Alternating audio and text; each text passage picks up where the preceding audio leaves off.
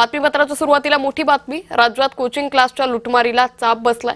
Coaching क्लासेसवर नियंत्रणासाठी स्वतंत्र कायद्याचा मसुदा तयार करण्यात आलाय। प्रत्येक कोचिंग क्लासची सरकारकडे नोंदणी करणं बंधनकारक असणार आहे। नियमांचं उल्लंघन केल्यास तब्बल 50 लाख रुपयांपर्यंतचा दंड ठोठावावा लागणार। विद्यार्थ्यांच्या सुरक्षेसाठी क्लासच्या इमारतीला सीसी प्रमाणपत्रही आवश्यक आहे। पोलीस, अग्निशमन दल आणि स्थानिक स्वराज्य संस्थांची परवानगी बंधनकारक करण्यात आली आहे। प्रत्येक वर्ग आणि कॉरिडॉरमध्ये सीसीटीव्ही कॅमेरे बसवणंही बंधनकारक करण्यात आलेले आहे। त्यामुळे कोचिंग क्लासेसच्या सरकारच्या नोंदणी आता बंधनकारक करण्यात आली आहे। राज्यात कोचिंग क्लासच्या लुटमारीला अखेर या सगळ्या नियमांमुळे चाप बसणार आहे। तर सरकारने अतिशय महत्त्वपूर्ण हा निर्णय घेतलेला आहे। राज्यात कोचिंग क्लासच्या लुटमारीला या निर्णयामुळे चाप बसणार आहे। या संदर्भात अधिक माहिती घेऊयात आमचे प्रतिनिधी महेंद्र जोईल यांच्याकडून। महेंद्र, राज्यातल्या कोचिंग क्लासेससाठी हे नवीन नियमावली काढण्यात आली आहे, काय अधिक माहिती?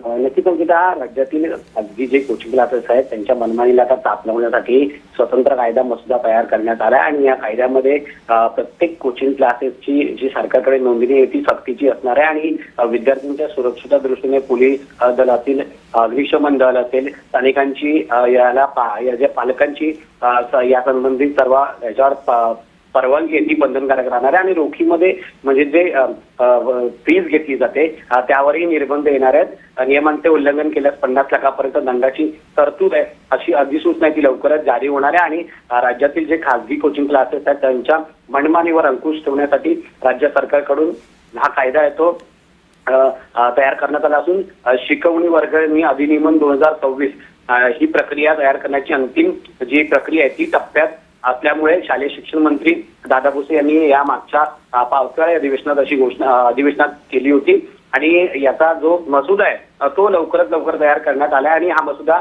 शालेय शिक्षण विभागाच्या वेबसाईटवर प्रसिद्धही केला जाईल। निश्चित, साधारण हे नियम कधीपर्यंत राज्यात लागू केले जातील?